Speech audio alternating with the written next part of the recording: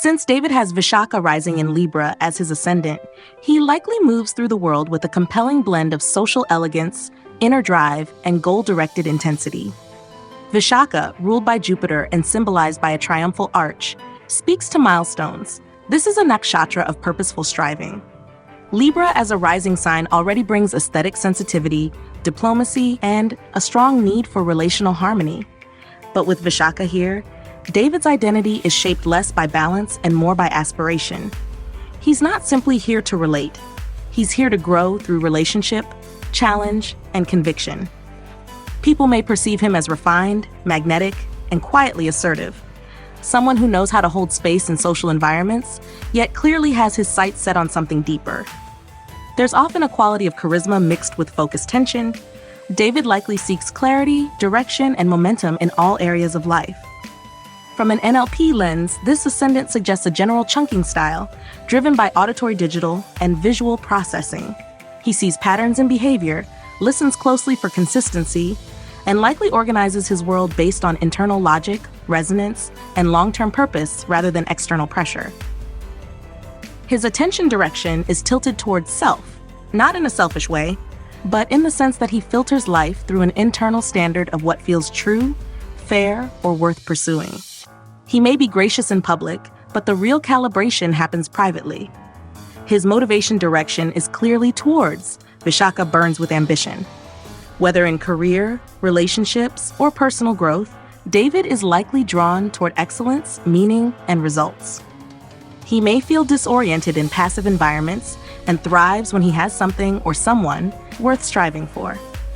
In the first house, Mercury is placed in Swati, also in Libra, further refining how David expresses, thinks, and presents himself. Swati, ruled by Rahu, is the nakshatra of the wandering wind. It's adaptable, curious, and keen on independence. With Mercury here, David's speech is likely articulate, clever, and subtly persuasive. He may have an easy rapport with people, a knack for language, and a mind that jumps between perspectives with agility. There's an underlying desire to understand systems, optimize situations, and communicate ideas in a way that lands clearly, but on his terms. Swati also adds a restless, scattered edge if ungrounded, suggesting that David may at times oscillate between mental overdrive and aesthetic disengagement. From an NLP perspective, Mercury in this position supports a procedural, auditory style of communication with a tendency towards specific chunking when speaking or learning. He likely appreciates structure in how things are presented, steps, sequences, clean breakdowns, but wants the freedom to reshape the process if it no longer fits. This Mercury placement also leans proactive in action style. David likely speaks up when something matters, initiates conversations when there's opportunity, and thinks ahead of the curve. His natural processing speed gives him a sharp edge, but his Libra placement ensures it's delivered with a certain grace or polish. Others may not realize how strategic he is until they step back and see how well he navigated the situation.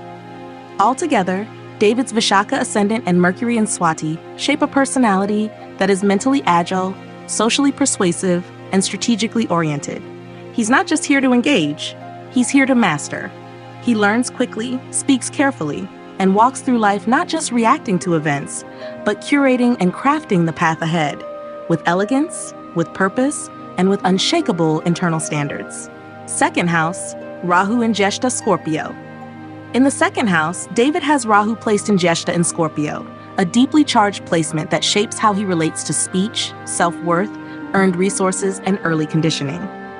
The second house governs not just income and possessions, but also one's voice, values, and what one learns to rely on for stability and identity. With Rahu here, there's a karmic intensity around those themes, a hunger to claim value, speak with power, and own one's narrative, often forged through complexity or challenge. Jeshta, ruled by Mercury and symbolized by the elder or protector, brings strategic depth, emotional insight, and a natural command presence.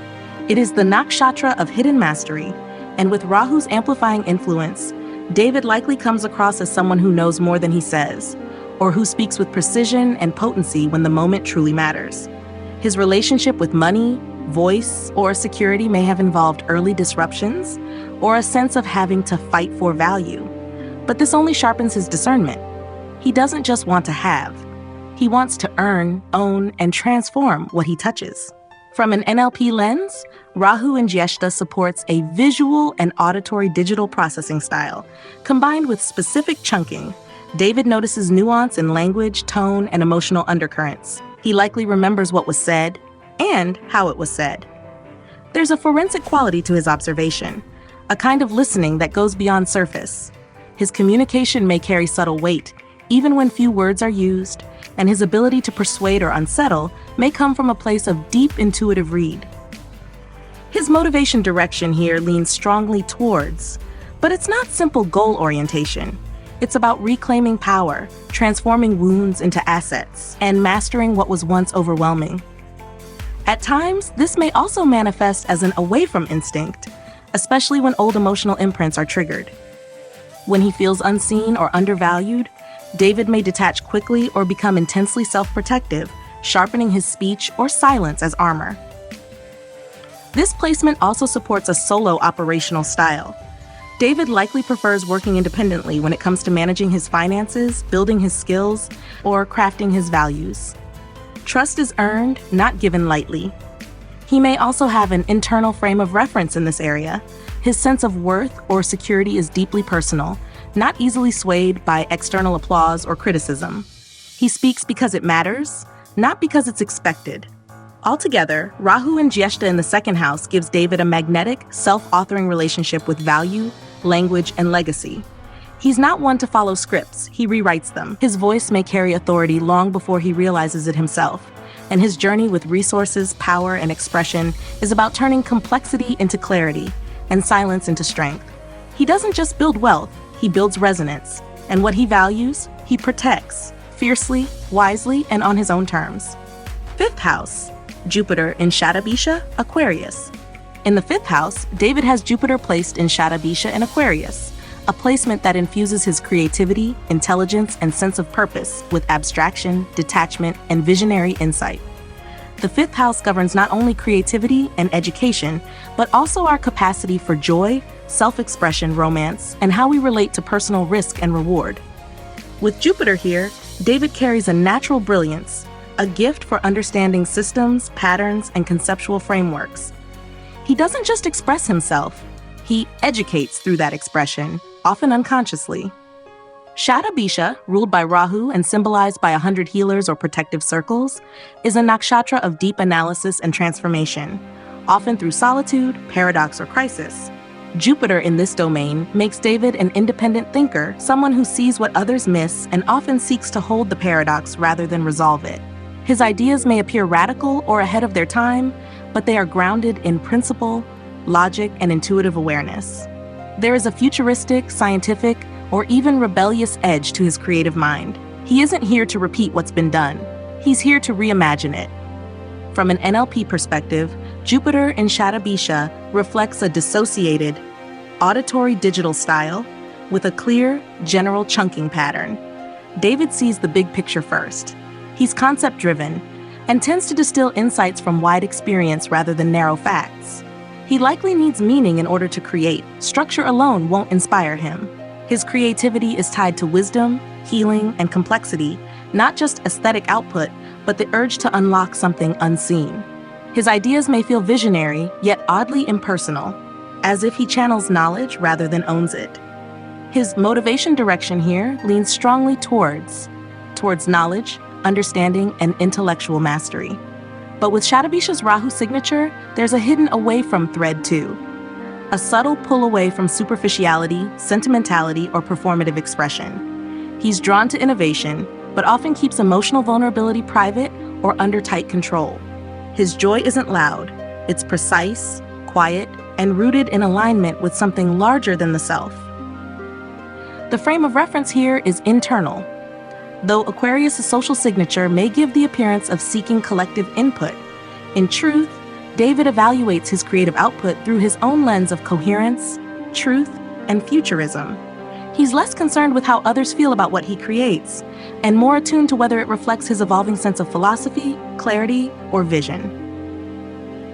His best ideas likely come during periods of withdrawal, solitude, or even crisis, when the outer noise falls away and the blueprint reveals itself. Overall, Jupiter in Shatabisha in the 5th house gives David a unique, cerebral, and almost healing relationship with creativity, intellect, and self-expression. He may not express in traditional ways, but when he does, it resonates with depth, pattern, and quiet revolution. His intelligence isn't performative, it's architectural. He doesn't just think, he engineers thought. And whether in art, writing, teaching, or pure ideation, his creative gift lies in bringing structure to the invisible and revealing the future one insight at a time. 8th house, Ketu in Rohini, Taurus. In the 8th house, David has Ketu placed in Rohini in Taurus, a placement that weaves depth, detachment, and emotional refinement into his relationship with transformation, intimacy, hidden knowledge, and psychological power. The 8th house governs the undercurrents of life, what's hidden, shared, inherited, and transcended. With Ketu here, David is no stranger to emotional and psychological complexity, but he approaches it with quiet precision, a kind of sacred disinterest that allows him to see beneath the surface without becoming entangled in it. Rohini, ruled by the moon and symbolized by the red chariot or the fertile womb, is sensuous, magnetic, and emotionally resonant. It's the most beloved of the lunar nakshatras, rich in beauty, desire, and artistic perception. But with Ketu here, those themes take on a more ethereal tone. David may have once deeply desired emotional closeness, stability, or even material luxury, but now there's an undercurrent of detachment. He doesn't reject intimacy, but he filters it. He seeks purity, depth, and soulful alignment, not drama, not excess, not emotional weight. He's not trying to merge, he's trying to transcend.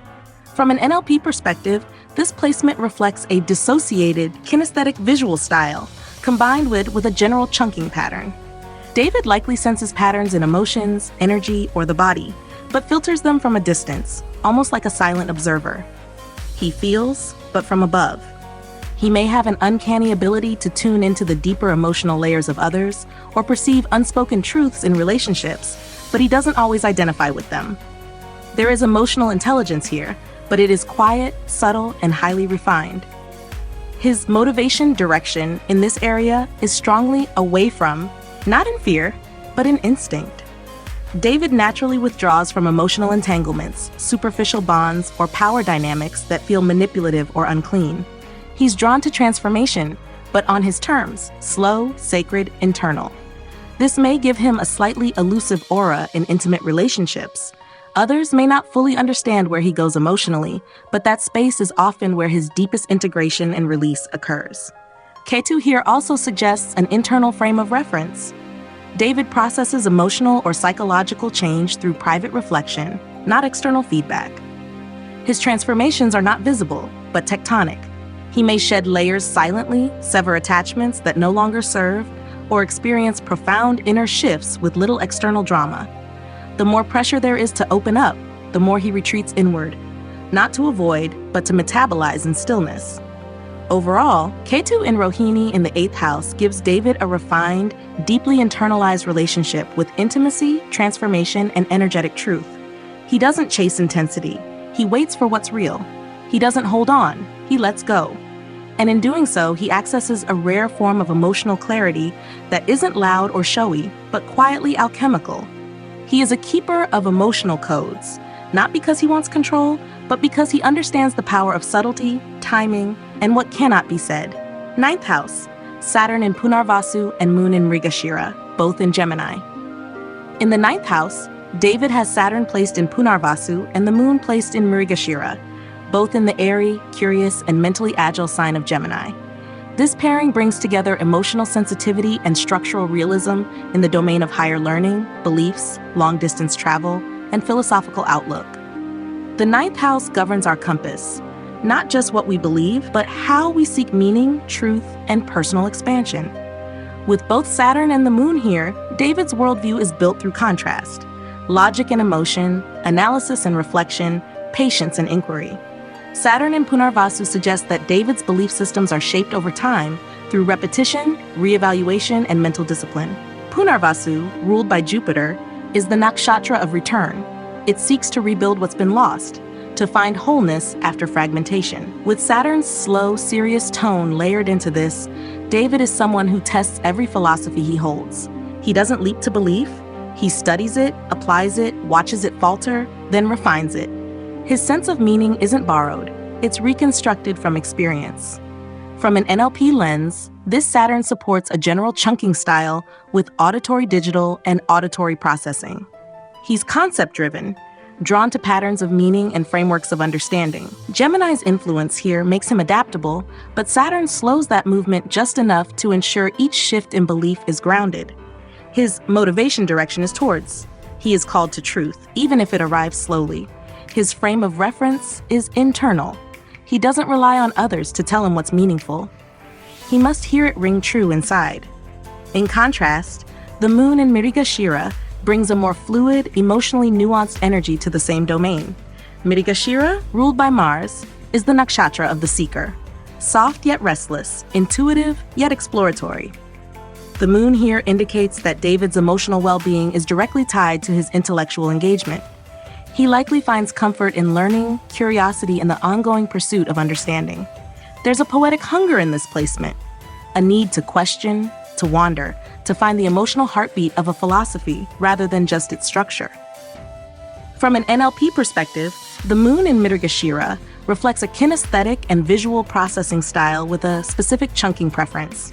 He notices detail in thought and speech, especially tone, energy, or emotional nuance in what others believe or share. His attention filter is self-oriented. He absorbs beliefs based on how they resonate emotionally. At times, this may cause mood fluctuations if he feels mentally or philosophically unanchored. Together, Saturn and the moon in Gemini in the 9th house give David a mind that is both investigative and principled, poetic and pragmatic. He doesn't adopt beliefs quickly, but when he does, they are woven into both his heart and intellect. His quest for truth is not abstract, it's lived. He is someone who studies wisdom not to debate, but to understand. And over time, his outlook becomes a layered mosaic, built from logic, longing, insight, and the quiet need to find something that feels both real and right. 12th house, Sun, Mars, and Venus in Hasta, Virgo. In the 12th house, David has a rare triple conjunction, the Sun, Mars, and Venus, all placed in Hasta in the sign of Virgo. This concentration of planetary energy in the house of dissolution, dreams, isolation, and transcendence speaks to a complex inner world, one that holds both high creative voltage and deep introspective pull. The 12th house governs what is hidden, surrendered, or spiritually refined: sleep, sexuality, mysticism, loss, renunciation, and the subconscious. With 3 personal planets here, David's outer persona is often just the surface of a rich, layered, and deeply private internal universe. Hasta, ruled by the moon and symbolized by the open hand, is a nakshatra of craftsmanship, healing, and precision. In Virgo, it seeks mastery through careful attention, service, and the refinement of skill. With the sun here, David's core identity is tied to what he can shape behind the scenes. He may not crave the spotlight, but when he does step into it, it's as someone who has earned their light through meticulous inner work. The 12th house placement makes his individuality more subtle, intuitive, and even mystical. He shines most when in solitude, in service, or in creative flow states that bypass ego. From an NLP lens, the sun in Hasta suggests a visual and auditory digital processing style with a general chunking tendency. David sees patterns, maps systems, and is likely drawn toward hidden structures that make things work. His frame of reference is internal. He calibrates identity not through recognition, but through resonance. He may act with authority, but often from a place of quiet confidence rather than assertion. His motivation direction here leans away from, not out of fear, but because he's highly sensitive to environments that lack refinement, purpose, or emotional cleanliness. Mars in the same nakshatra brings drive, urgency, and energetic focus into this hidden house, but it's filtered through Virgoan restraint and 12th house subtlety. David likely initiates from behind the scenes, in private, strategic, and often emotionally attuned ways. He may be prone to overworking, particularly when his inner standards aren't met, or when he's trying to control unseen dynamics. His willpower is strong, but quiet, more like a surgeon than a soldier. From an NLP perspective, this Mars reflects a kinesthetic and proactive style, paired with specific chunking. David acts based on what feels right in the body, not just the mind. He likely knows when to move, even if he can't explain why. Finally, Venus in Hasta brings warmth, beauty, and relational grace into this same space, but again, it's filtered inward. David's aesthetic, romantic, and sensory life is deeply private and likely tied to ritual, refinement, or healing. He may be drawn to relationships that feel sacred, emotionally intelligent, and energetically clean. There's a deep yearning here for union, but only when it aligns with his high standards of emotional coherence. NLP-wise, Venus here supports a visual and kinesthetic processing style with a specific chunking orientation. He notices subtle cues, micro-movements, unspoken shifts in energy. He is sensually aware, but quiet about it. Relationships may feel spiritual, even karmic, and often unfold away from the public eye. Together, the Sun, Mars, and Venus in Hasta in the 12th house suggest a profoundly introspective, emotionally attuned, and detail-sensitive nature. Someone who creates, loves, and leads from a private sanctuary rather than a public stage. David doesn't express his power loudly. He refines it behind closed doors. He doesn't rush love. He waits for resonance. And in every creative, emotional, or energetic act, he seeks alignment, not applause. His 12th house is not a place of loss. It's where he holds the sacred, the subtle, and the truth he'll only share with those who know how to listen. Overall, NLP drives for David. David's NLP profile reveals a psyche shaped by inner refinement, intellectual precision, and an ongoing quest for subtle mastery. With key placements in Vishakha, Swati, Jyeshta, Shatabisha, Rohini, Punarvasu, Mrigashira, and Hasta, spanning air and earth signs, his drives point towards someone who is both mentally agile and emotionally layered, guided less by surface interactions and more by what feels resonant, meaningful, and aligned beneath the surface. David demonstrates a strong blend of auditory digital, visual, and kinesthetic processing. With Mercury in Swati and Jupiter in Shatabisha, he processes intellectually and analytically, tuning into structure, logic, and abstraction. The presence of the Moon in Mrigashira and Venus in Hasta adds a sensory, emotionally aware layer. He notices how things feel, especially in relationships and learning environments. The Sun and Mars in the 12th house further amplify visual imagination and subconscious sensitivity. He absorbs pattern and tone instinctively, often drawing conclusions that seem intuitive but are grounded in deep perception. His chunk size alternates between general and specific depending on context. In areas of identity, belief, and purpose, 1st, 5th, and 9th houses, he prefers general chunking, seeing the big picture, focusing on conceptual clarity, and organizing information through broader systems. But in emotional, relational, and subconscious spaces, 2nd and 12th houses, he shifts into specific chunking, noticing micro-patterns, speech cues, and subtle shifts in energy or tone. David's motivation direction is predominantly towards he is pulled forward by the need to grow, express, clarify, and refine. However, there are important away-from patterns as well, especially in the 2nd and 8th houses, where emotional entanglement or value confusion triggers a quiet withdrawal.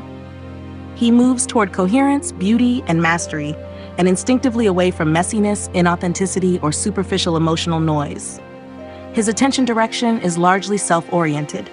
Across multiple placements, including Vishakha rising, Mercury in Swati, Saturn in Punarvasu, and Ketu in the 8th, David evaluates the world through an internal compass. He doesn't need external validation to believe something is right. What matters is whether it aligns with his personal rhythm, sense of order, or deeper emotional truth. Action-wise, David blends both proactive and reactive tendencies. Mercury and Mars bring speed, sharpness, and the ability to initiate with clarity. But the 12th house and Ketu placements suggest that he often waits for emotional or intuitive readiness before acting. He's not impulsive, he's rhythmic. He acts when it's time and when it feels clean. His operational style is a combination of procedural and solo. He's capable of following structured sequences, especially mentally, but he prefers to operate independently, choosing solitude, private mastery, and space to breathe over collaborative chaos. He works best when given autonomy, quiet focus, and the freedom to self-direct. In terms of experience, David toggles between dissociation and association. In learning and communication, he often steps outside himself to analyze or observe, Jupiter in Shatabisha, Saturn in Punarvasu, But in relational or aesthetic zones, Moon in Mrigashira, Venus in Hasta, he becomes emotionally attuned and embodied. He learns by feeling and observing, sensing when something is aligned, rather than needing it spelled out. Overall, David's NLP drives reflect someone who listens deeply, moves intentionally, and refines everything he touches. He's both strategist and sensor, precise with thought, quiet in power, and tuned to a frequency few people even realize they're missing. His inner world is not for show, it's for shaping. And everything he believes, speaks, or builds begins with one simple standard. It has to feel true.